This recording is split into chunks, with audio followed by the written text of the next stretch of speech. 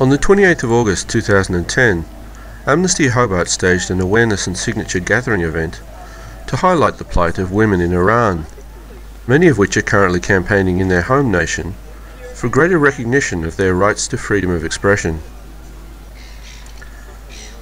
The focal point of the action conducted by Amnesty took place on the grounds of the Tasmanian Parliament and was in the form of an open invitation to the public to participate in Zumba dancing.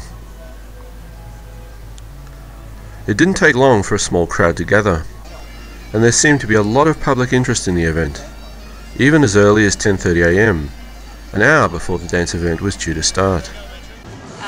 Well, Yabo, here we are, we meet again. Yes. And today you're campaigning for the freedom of expression of Iranian women, is that right? That's right, because under Iranian law, even though for many of us we still don't have equality, it's much worse in countries like Iran, and women there do not have the right in a way to join publicly in cultural activities such as dance. They haven't been able to do that since 1979, and recently, well, it was 2006 that a 1 million signature campaign was started by women there, and men have also joined that campaign, trying to get rid of the discriminatory laws that stop women exercising some of the basic rights of freedom of expression and freedom of assembly and so on.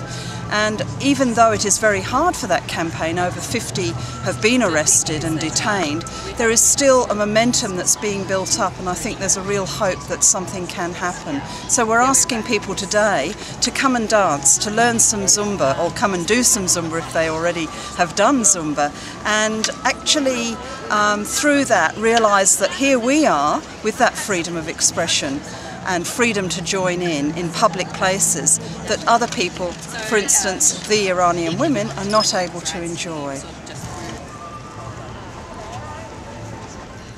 I'm Steve from Stein Zumba. We're ready to Zumba fitness today here at the Parliament Lawns for Amnesty International.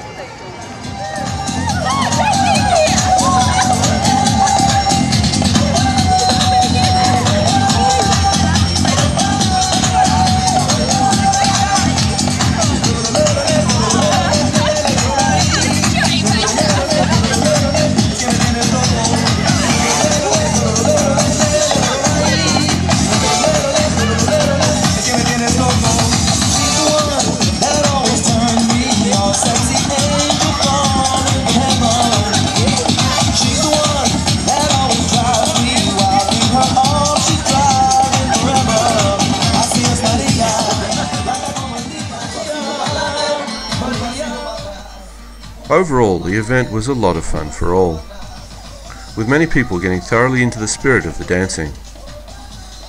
About 150 signatures were gathered, all in the first half hour of the event, and the voice of many passers-by, as well as those of the people who turned up especially with the event in mind, were added to the thousands already urging the Iranian government to modify its stance on freedom of expression and other civil and political rights, many of which Iran has already committed to upholding through it becoming a state party to the International Convention on Civil and Political Rights, without reservation.